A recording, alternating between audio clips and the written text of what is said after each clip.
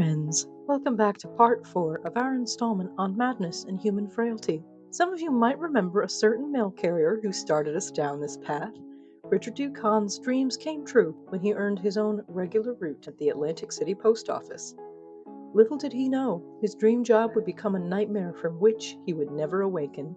In part 2 of our ongoing series, we spoke to an ancient one about how they perceived their impact on the human psyche. I see my assistant Abby laughing from her desk. The ancient one, though fascinating to speak with, had very little perception of humans in general. We didn't want to press them in case they took an interest in humanity and accidentally destroyed a universe. In part 3, we brought you a panel of experts on human frailty. We were visited by angels, demons, lesser ancient gods, and several common animals, and we discussed sanity, morality, and how the base sentience of the cosmos really functions. Like the cows. They were such a treat, weren't they? Many of you have written in to comment on Mr. Hahn and what you predicted would happen to him if he continued unaided and unguided on Route 413. Well, today is the day we find out. I won't lie, friends, here at the station there's a trifling amount of money riding on this moment. Representatives of the heavenly host, mostly in HR, are betting on cosmic leniency. They have faith Bridger Hahn has been committed to an institution where he continues his delivery in his subconscious as part of the more traditional ghost post. A fine, admirable fate for a fine, admirable human man. The guys over in finance, mostly demons, predict total violence. A good man snapping on his descent into the inevitable madness. 93% of them have bets that Bridger Duc Hahn has already killed his mother. 5% of them think he might eat her body. The animals believe Bridger, against all odds, will find a way to overcome his obstacles and carry on. 3 cows, 2 dogs, 1 pigeon, and Abby all bet Bridger Hahn will be fine. They're a very optimistic group, mostly fueled by love and fulfillment of physical needs. Very little sentience was not bred into them by extended time with the divine. Of course, I mean the animals, Abby. Don't be so sensitive. Then the time, sir. And without any more interruptions, control yourself, Abby. Let's check in on Mr. Hahn. Route 413, Jolly Bones, written by L.J. Longo.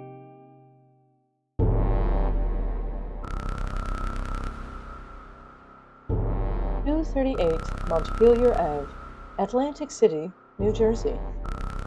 Christmas rush had come and gone, and so had most people's resolutions. Bridger's mother sat on the porch in her throne, besides the neighbor's trash heap, and ate her oatmeal in the chilly winter darkness. No, Randall, put the money away. He still has time to eat his own mother. Bridger came out the door with a backpack slung over his shoulder and a new, large lunchbox in the other. He's even finer than I remembered. Such a striking jaw, such interesting, expressive eyes. Those bronze shoulders and that solid chest, and, of course, that ass. I mean, you see it, right? Even in cargo pants. And I have it on good authority that cargo pants do nothing for anyone's features. Even cargo pants look sexy as fuck on him. Sir, do you think that really... Shut up, Abby. I'm the professional. I know when I'm... Mama, don't be outside all day. Bridger didn't close the door right away, but smiled fondly at his mother. Shut up! I sit what I want! Old woman muttered. All right, good thing I turned the heat off. Bridger jauntily headed down the steps without closing the door. Love you. Old woman sneered and then looked at the door he'd left open. She didn't know whether he'd actually turned the heat off, but she did know that she didn't know how to turn it back on. And while she suspected his bluff, he wasn't going to risk it. By the time Bridger's boots hit the pavement, his mother had gone inside. Sir, callers are asking, is it possible we are looking at last spring? I am not misplaced in time. Just wait and see how it turns out. In the Atlantic City Carrier Annex, Bridger cased Route 413.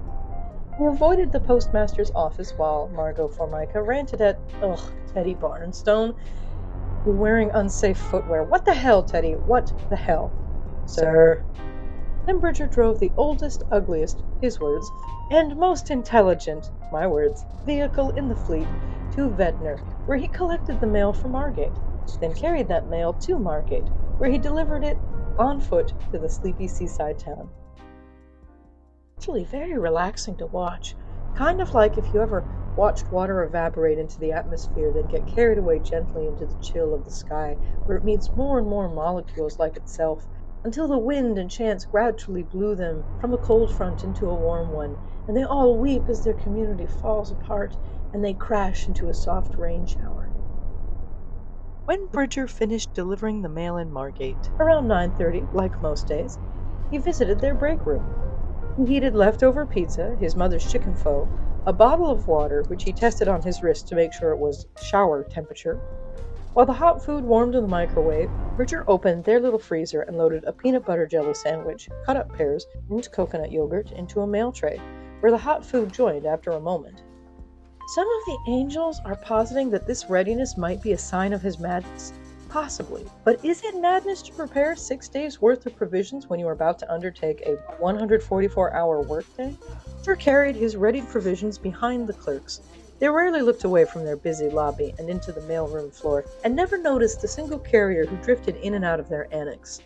Same energy as people who live in a haunted house and deliberately ignore their resident ghost. A little rude, a little necessary. And then, oh God, sir, it's that revolting, wretched, borderline evil sugar puff girl. She's sitting outside the loading dock, lying in wait. Morning, Mr. Hahn. I brought you some cookies.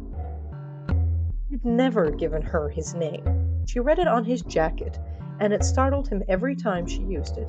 Oh, hi. She followed him down the ramp. Her steps are so delicate and stupid. What does she think she is, a kitten? And put a tin of cookies in the plastic bin with all of his lunch. I feel like you have a big appetite, and I always make more for the holidays than I need. Then what, you hand them out to test everyone's New Year's resolutions? Tried to make a joke. And failed. Oh no, I never thought. I'm so sorry. she reached to take them away. Gift rescinder. Bridger swiveled to keep cookies as part of his menu this week in hell. No, I don't have any resolutions. Thank you. That's what I should have said. Thank you. He had still not dared to ask her name. He thought of her, this is sweet, as Goldilocks. Because she spent hours of her life curling her blonde hair into ringlets, and because Goldilocks is a perfect name for a human girl who's just chubby enough to make her face look permanently prepubescent. God, she's hideous. Bridger tried again to make conversation. So, how are the crowds today? She smiled like the sun greeting the moon. Not bad at all compared to Christmas. A lot of return packages, but people are much more chill about that. How's the weather? Cold, but dry. I can't complain. Bridger glanced down at the tray of hot food and cold treats, realizing he ought to put it in the truck. As he walked, she followed his path with her gaze absently. Oh, is she checking him out? The hussy. You sure do take a lot with you every day. Whenever his route was alluded to, Bridger's mind short-circuited, and he vaguely grunted. This effect, by the way, is not supernatural. That's just Bridger. He opened the cargo bay full of mail, and his little milk crate full of books, and... Is that a hair mattress? The girl leaned a little forward and peered into the truck. Very intense breaks, huh? And while these extreme measures are probably what has saved his humanity, so far, put the money away, Randall. Bridger still staggered to account for them. And her tone struck Bridger as almost flirty. Rude, lascivious, and a touch whorish, if you ask me. Bridger, of course, responded in the most smooth and sexy way possible. Yeah, it's my own business, you know. The girl did not know. She stared at him with a bewildered expression. For all her faults, so many faults, the girl was usually quite good at dealing with socially inept people. Bridger's level of awkwardness caught her like a jump scare. Sure. Bridger cringed and closed the cargo bay. He kept his eyes on the LLV, giving it a routine inspection that it did not need. By the time he got to the driver's seat again, he'd thought of a better answer. It's more comfortable to stretch out in the middle of my half hour. Do you take your half hour out here? Transition sounded more fluid and natural in his mind than it did coming out of his mouth, but you can't blame him. Bridger doesn't get a lot of time to talk to people. I do. She outright smiled, amused by his clumsy attempt to keep the conversation going. Mom was a smoker, and I got used to sitting in the cold with her. It feels better to me outside than in the break room now. The lobby is so gorgeous and new and shiny, and it's for the customers. And the back room is a little weird. It's too close, too stuffy. I prefer the outdoors. Bridger nodded and leaned on the dash. I also prefer the outdoors. I can't imagine standing in one place all day, even in a gorgeous lobby. Don't mind it. She had a way of standing with her hands in front of her That Bridger thought made her look very cute and sweet, but really it was a very transparent and revolting display of flirtatious childishness. I like the customers. Her smile must be the one she rehearsed for the especially problematic customers. I bet you're the best clerk. Bridger realized she was probably one of the names on the seldom updated staff morale board. The one on top was weird, Honey Goldfinch, but that was probably the name of that elderly black woman. Roy Tisher seemed like a man's name. Jessica Hewitt and Tawanda Flink were equally likely. Whatever her name was, I'm sure it's not important to you, my dear audience. The girl smiled modestly, uncertain of how to answer a compliment. Disgustingly cute. Now was the perfect time to ask her name. A casual, "Hey, are you Jessica? I see your name on the board where they celebrate the clerks." But what if she wasn't Jessica? What if she was Tawanda? What if she was Roy and hated that others had normal girl names? If the whole list was an evil practical joke, an obvious joke that he ought to understand, but he didn't, because he didn't belong in their annex, or because he was stupid, or because... I don't know if I'm the best, but I am good. You're certainly the most prepared mail carrier. Yep. It was all he could think to say. He was not breathing normally, and when he reminded himself to exhale, there was nothing more to say. The longer he stood there, not saying anything, the colder his soup and washing water would be, and he didn't want to go again into the annex to re-microwave his supplies. Most of their conversations were shorter than this. For her part, this slice of disaster in human form was thrilled. The conversation had already gone on so long. Sometimes in conversation, Bridger would become so awkward and stumbling that she thought he fancied her. But later on, she always convinced herself otherwise. So that when she ran into him again, she'd built up a belief in her mind that she secretly annoyed him. Bridger, on the other hand, ought to have known he was too good for a disgustingly cute tramp like her. Really, he had self-worth issues that made hers look positively tiny. He assumed she was just being friendly and could barely tolerate him invading her private outdoor time. Besides, he was the mail carrier for Route 413. he couldn't date. Jessica or Tawanda or whatever her name was. Somewhere between Hell and Atlantic City. As Bridger skipped over a crack of lava and waved to some little girls with spider legs playing kickball, he realized he was done with the unexpected shenanigans. The spider girls smiled and waved their many, many hands. The head, who was acting as a ball, shouted cheerfully, "Good morning!" Plenty of expected shenanigans on his route, but he was done with the unexpected ones. In the heavenly village, he reflected on his good luck. Even Hera and her peacocks and machine guns were an avoidable and routine hazard. He actually liked his job, not like those landscapers, that Sisyphus fellow who had to push the lawnmower all day, and that other one who took care of the orchards and the swimming pools but always looked thirsty as fuck. No, Bridger was lucky. He had found a job he enjoyed. He was young enough to dodge arrows and the stray explosions, and with the extra money he was paid each day, he'd be able to retire early. Not to mention, experience things no one else would believe.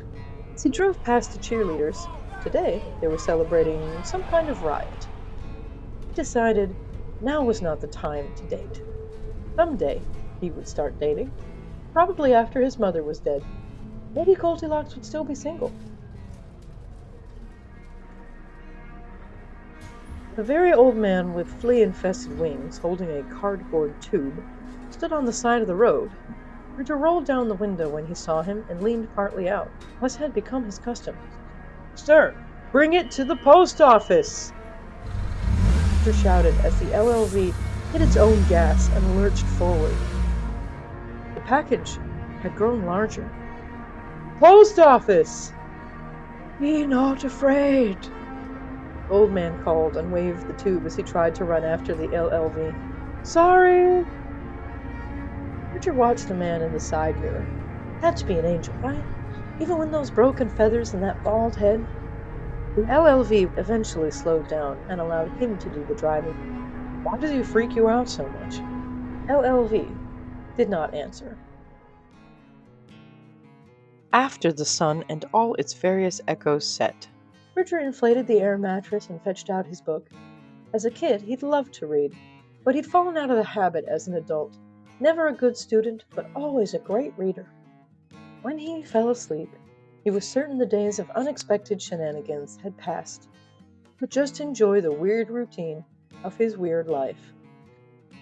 Audience, I think it's safe to say the animals have won their bet. Bridger Duc Hahn is dealing with unspeakable cosmic horror by sheer professionalism, the massive charisma of the adorably awkward. I know he didn't get there because of his advanced knowledge of existential theory. He spent his free time reading short story anthologies and listening to history podcasts. Such a silly fool. Such a beautiful, silly fool. I think that's a great place to end this segment, sir. Let's transition into this year's wisteria germination. We're a little over on time, and when Bridger woke, the male pirouetted clumsily over his head. At first he fluttered his pretty, languid eyes and didn't seem to notice. Much the way a baby watching a mobile never considers the long-term ramifications of plastic. Packages bobbed and rolled in the air. It wasn't until a handwritten envelope fluttered and landed on his chest like a bird that Bridger jolted upright. damn, mail's out of order. For the next 6 minutes, Bridger chased the flock of mail, utterly useless. Panic letters flapped away from him and roosted in the LLV's corners. The packages bumped their way past the cargo door and into the front cab and burrowed under the mail tray and the footwells. Then his phone alarm started to sing. Bridger silenced it at once and dialed the post office. Miriam, the one with the last name Bridger couldn't pronounce, answered with a semi-friendly, "Oh, Mr. Bridger, hello." Bridger answered in the way that would get him who he needed. Morning, boss. The DPS is migrating. Migrate? Then with a sound like seeds smashed with mortar and pestle, not Miriam answered. What do you mean, migrating? Mail. Flying like birds. Flocking. Can you safely exit the vehicle, Mr. Hahn? Miriam's voice growled tonelessly. Bridger rolled over the air mattress and crept forward towards the driver's seat to grab his shoes and look out of the big windows of the cockpit. Void everywhere. A black emptiness uncluttered by stars and distant life. No. Or actually, I'm not sure. Looks like outer space, but without any starlight. Not Miriam muttered something in a language that made Bridger's teeth uncomfortable, then spoke again. Sit in the driver's seat, close the cargo door, cover your ears with your hands, and sing the song that never ends. Sorry, can you repeat that? But Bridger was already obediently crawling into the cab area, shirtless and in his shorts, which was a great look for him. Acceptable alternatives are It's a Small World, Baby Shark, and Jingle Bells. Once you begin to sing, do not stop. Cover your ears and sing loudly. Bridger thought about putting on his uniform, then thought better of it. For how long? We'll know when we are finished. Sing when ready. Bridger settled into the driver's seat and set his phone on his lap. It wasn't exactly a musical sort. He covered his ears. Darkness yawned around him. Where was the row? Was the LLV floating? began to sing. Dashing through the snow in a one-horse open sleigh. Sound rushed from the cargo bay, but it wasn't really a sound. Oh, it wasn't not a sound either. It was definitely not Miss Miriam's voice, or the voice of any human being. It was the voice of the thing that sometimes puppeteered those human beings. The sound was raw and unfiltered by a human throat. Over the fields we go. An avalanche of letters blasted through the cargo bay door in a wind Bridger could not feel, and landed on the trays in tidy little rows. Laughing all the way. Ha ha ha. The door to the cargo bay slammed shut behind him, and Bridger thought he saw the trace of something purple and tentacly. He shut his eyes. Bells on bobtails ring. Sounds that were not sounds intensified. Bridger's teeth saw a rainbow of painful colors, and his ears smelled burnt toast and lemons, making spirits bright. Darkness behind his eyes splintered into a tie-dye world of colors he was never meant to see. What fun it is to drive and sing a sleighing song tonight. Everything around him rippled as if a million tiny wings beat at once. Wind made of paper airplanes and package bombs swirled in his brain. Oh! The LLV jolted into motion, a jerking start, as if it had been caught by surprise, or was being driven by someone who didn't know what a car was. Jingle bells, jingle bells. No, driving as if something that didn't know what a car was had possessed that car.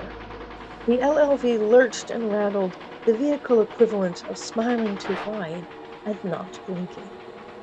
All the way. Some road smoked under the tire, and Bridger wondered if it was safe to be driving with his knees, if he should try to take the wheel. Oh, what fun it is. Or maybe he could try driving with his teeth. Driving a one-horse open sleigh. He was not uncovering his ears. Hey. The world howled and popped, and Bridger squeezed through the meat grinder of noise and existence, until the only thing that remained was jingle bells, jingle bells. Jingle all the way. Oh, what fun it is to ride in a one-horse open sleigh. Hey, hey, hey, hey. Somewhere under the din, through the sizzle of a cooking universe.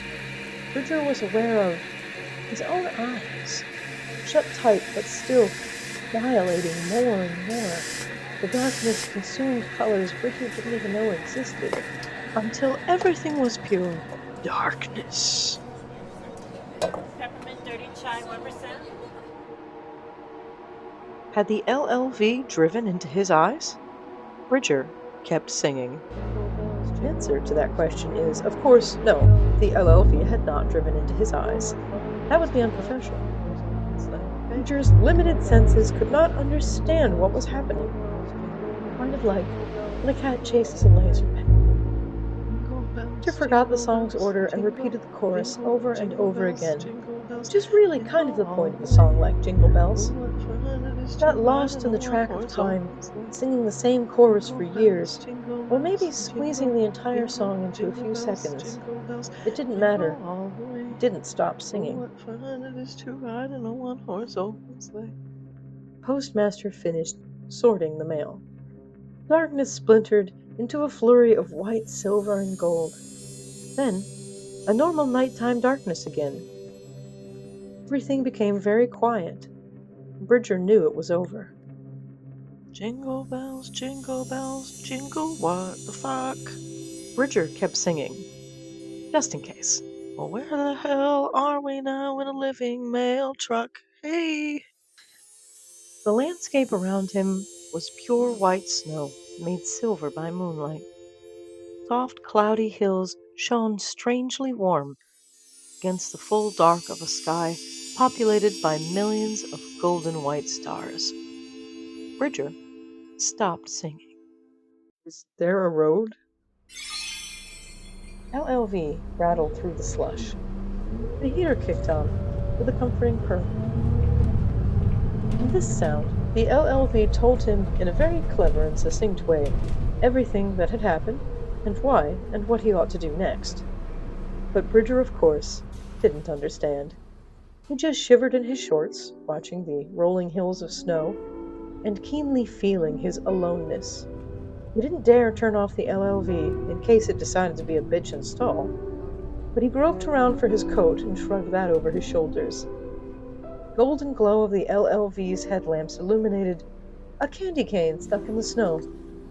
A hand-painted sign hung from it. As the LLV drove past the sign, Bridger could barely make out. St. Nicholas's Workshop? 10 miles on the right. What the hell?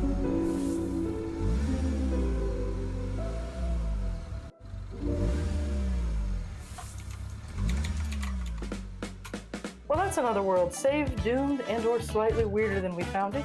Either way, you made it. And when you're ready to plunge back into the abyss, we'll be here, lurking, whispering. If you liked today's episode, tell a friend. If you hated today's episode, You can find us on Substack, YouTube, or wherever you scream into the void about podcasts. Drop us a comment. Send us your thoughts in all caps. We love that. You're charming. and hey, if you want to help keep these stories weird and our tea hot, you can throw some coins our way on Substack. It keeps the lights on. Literally, Lane is writing in the dark. Paperback radio, no ads, professional narrators, and humanish weirdos telling you strange tales week after week, after week, after week, after week. We told you to stay in the back room, Lizzie. Ah. Thanks for wandering through the chaos with Paperback Radio. See you next time.